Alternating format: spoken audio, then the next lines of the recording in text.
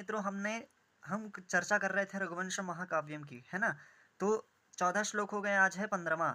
क्या कह रहे हैं कि आकार सदृश प्रज्ञः प्रज्ञया सदृशागमः आगमैः सदृशारंभ आरंभ सदृशोदयः। राजा दिलीप कैसे थे? तो पहले तो कहा कि वो कैसे हैं?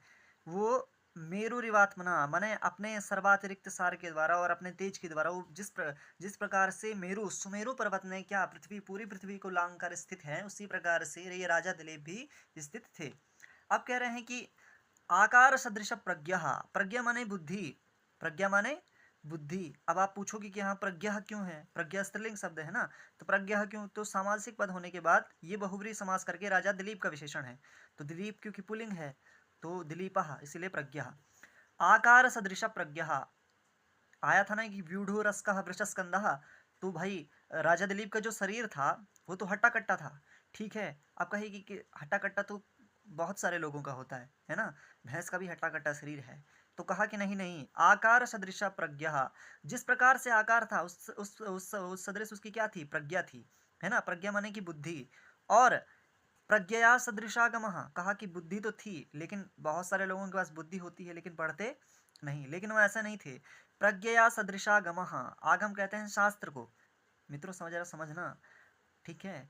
क्या कहे कि प्रज्ञा, बहुत सारी बुद्धि होने के कारण भी क्या थी? अपनी बुद्धि को शास्त्र चिंतन में लगाते थे।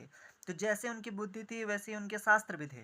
तो प्रज्ञया सदृशागमः, जितने वो समर्थ थे उतने अध्ययन किया उन्होंने। सदृशागमः, वो कहा कि ठीक है, एक तो वो व्यक्ति होते हैं जो पढ़ाकू होते हैं, तो पढ़ लिख करके यदि कॉपी बंद कर दी जाए और एक साइड रख दी जाए पोथी बांध के, तो वो भी किसी काम नहीं। तो कहा कि ऐसे नहीं थे।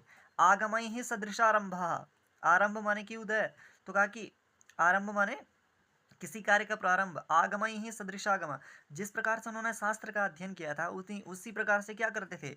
शास्त्रानुसार वो क्या करते? शास्त्रों का वहन करते थे, अपने जीवन का निर्वाह करते थे। और आरंभ सदृशोगम, और जिस प्रकार से उन्होंने किसी कार्य का आरंभ कर दिया, श्री गणेशाय कर दिया, उसके बाद क्या उसी समान उनके उदय, उदय माने कि फल की उदय होती थी। पूरा कह रहा हूँ मित्रों, एक बार दोबारा सुनिएगा कि आकार सदृश प्रज्ञा, आकार के समान प्रज्ञा थी और प्रज्ञा के समान आगम थे, माने शास्त्र थे।